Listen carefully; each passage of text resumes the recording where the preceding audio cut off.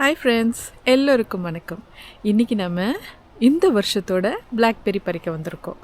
Last year இதே இடத்துக்கு தான் வந்து பறித்தோம். அதே மாதிரி இன்றைக்கும் இங்கே தான் பறிக்க போகிறோம். நேற்று நாங்கள் இங்கே வந்து பார்த்துட்டு போனோம். அப்போ நிறைய இருந்தது, இந்த புஷ்லெல்லாம் நிறைய இருந்தது. ஆனால் இப்போ எல்லாம் காணோம். எங்களை மாதிரியே யாரும் எங்களுக்கு முன்னாடியே வந்து பறிச்சிட்டு போயிட்டாங்க.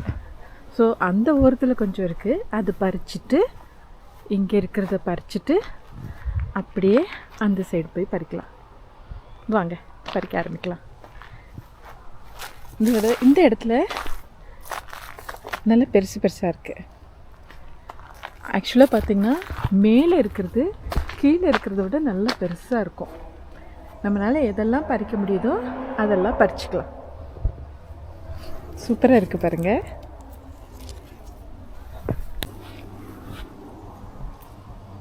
இங்கே இருக்கிறதெல்லாம் ஃபஸ்ட்டு பறிச்சுக்கலாம். இந்த வருஷம் நான் நிறைய பறிக்க போகிறது இல்லைங்க, கம்மியாக தான் எடுக்க போகிறேன். ஏன்னா லாஸ்ட் இயரு நம்ம பறித்தோம், யூஸ் பண்ணினோம், அது ரொம்ப ஜாஸ்தியாக இருந்தது. இந்த தடவை நான் வந்து ஜாம் பண்ண போகிறதில்ல, ஒரு ட்ரிங்க் பண்ணலான்னு இருக்கேன். லெமனேட் கூட மிக்ஸ் பண்ணுற மாதிரி ஒரு ட்ரிங்க் பண்ணலான்னு இருக்கேன். இவ்வளோ தான் பறிக்க போகிறேன். இந்த பாக்ஸ் ஃபுல்லாக தான் பறிக்க போகிறேன். இது பறிக்கும் போது ரொம்ப கவனமாக பறிக்கணும். பாருங்கள், இங்கே ஒரு ஹனிபீ, அது நம்ம டிஸ்டர்ப் பண்ணிட்டோம் போல இருக்கு. என்னை சுற்றி சுற்றி வருது. உய், கடிச்சிடுமோன்னு பயமாக இருக்குது. சூப்பர், போயிட்டு வா.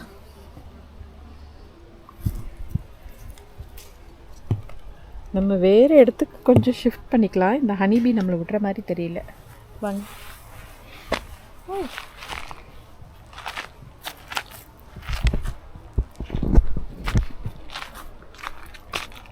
இதில் நிறைய முள் இருக்கும்.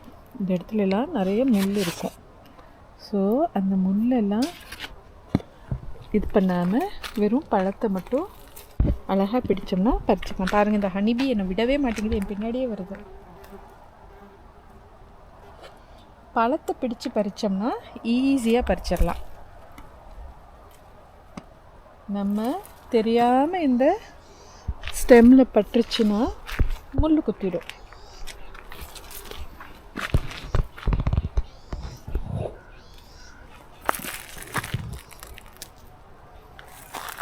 நேற்று நாங்கள் வரும்போது வேறு சைடில் நிறைய பறிச்சிட்டு இருந்தாங்க, குத்திடுச்சு.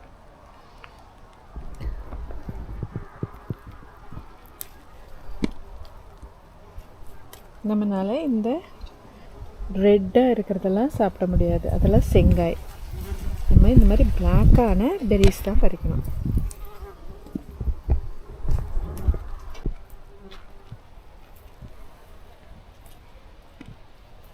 நம்ம எந்த பக்கம் போனாலும் இந்த ஹனிபீ நம்மளை சுற்றி சுற்றியே வருது.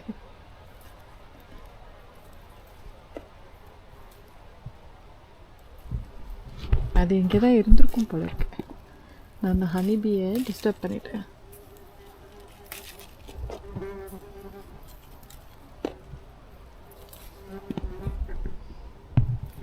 இந்த பிளாக்பெர்ரிஸ் எல்லாம் இங்கே இருக்கிறவங்க என்ன பண்ணுவாங்கன்னா, இந்த சீசனில் பக்கெட்ஸில் பறிப்பாங்க.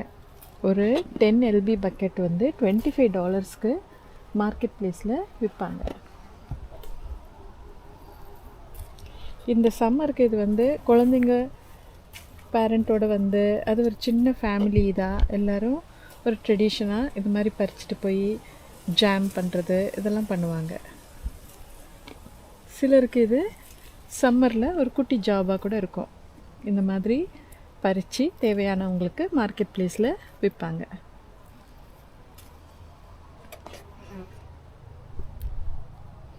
நமக்கு இது தேவையில்லை, இங்கே போட்டுக்கலாம்.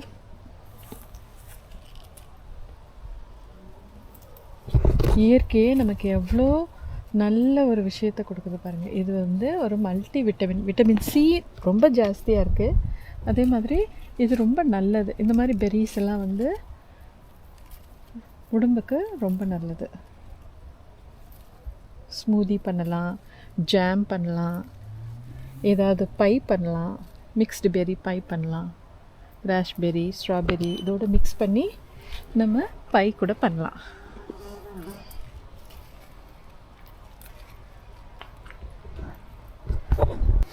நம்ம இப்போ அங்கேருந்து அந்த இடத்துல இருந்து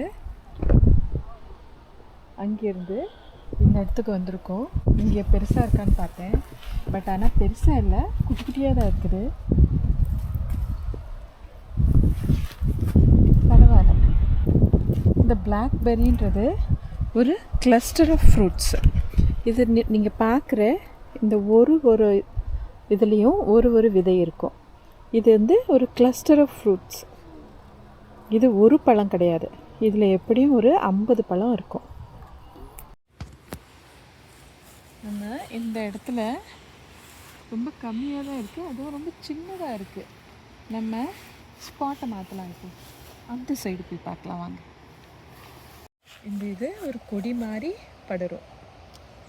இதோட முள் பாருங்கள் எப்படி இருக்குன்னு. இலையிலையும் எவ்வளோ முள் இருக்குது, இதோட இதுலேயும் பயங்கரமாக முள் இருக்கும், தண்டுலேயும். அதே மாதிரி இந்த பழம் இருக்குது பாருங்கள், இது பிடிச்சிருக்கிற இந்த ஸ்டெம்லேயும் நிறைய முள் இருக்கும். செடி ஃபுல்லாக ஒரு முள் மாதிரி தான். இந்த ஊரில் இதை வந்து ஒரு வேலியாக பயன்படுத்துவாங்க. நம்ம ஊரில் எப்படி வேலி முள் இருக்கும், அந்த மாதிரி இங்கே பிளாக்பெர்ரிஸை வந்து வேலி மாதிரி பயன்படுத்துவாங்க நிறைய பேர். ஸோ இது அவங்களோட ஃபார்ம்லேயோ எங்கேயோ சைடில் போட்டுட்டாங்கன்னா அது அவங்களுக்கு ஒரு ஃபென்ஸ் மாதிரி ஆகிடும். இதை தாண்டி வரவே முடியாது, அந்த அளவுக்கு இதில் முள் இருக்கும்.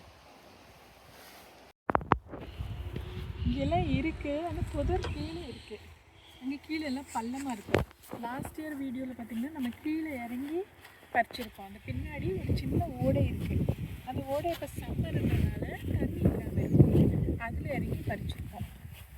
ஆனால் இப்போ நம்ம இறங்கலை, ஏன்னா நம்ம கம்மியாக தான் தேவைப்படுது.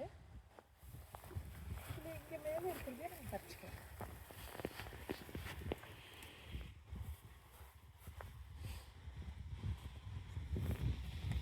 இதெல்லாம் நல்ல புளிப்பாக இருக்கும்.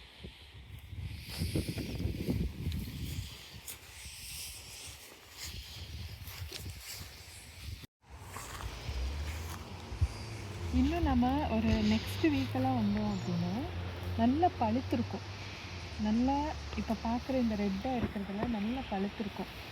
ஆனால் நம்ம வர டைமில் நமக்கு கிடைக்குமான்னு தான் தெரியாது. நல்லா பழுத்திருந்தா எல்லோரும் சீக்கிரமாக வந்து பறிச்சுப்பாங்க. இந்த மாதிரியான ஏரியா பார்த்திங்கன்னா இந்த ஸ்கூல் காம்பவுண்டில் இருக்குது இல்லைங்களா, இது ஒரு பப்ளிக் ஸ்கூல் தான். இந்த காம்பவுண்டில் இருக்கிறதுனால இங்கே வந்து மெயின் ரோட் கிடையாது, எந்த காரோ பைக்கோ எதுவுமே போகாதனால புகையெல்லாம் இருக்காது. அதனால் இங்கே வந்து பறிக்கிறதுக்கு எல்லாருமே விரும்புவாங்க, இந்த மாதிரி இடத்துல பறிக்கிறதுக்கு.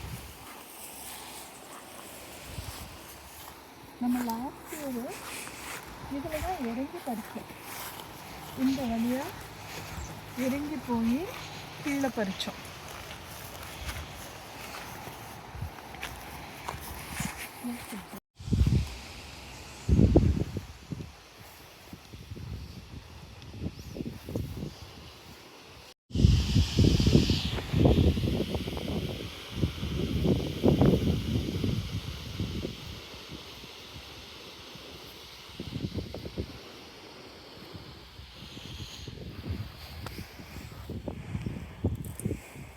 என்னதான் கவனமாக இருந்தாலும் முள்ளு குத்திடுது.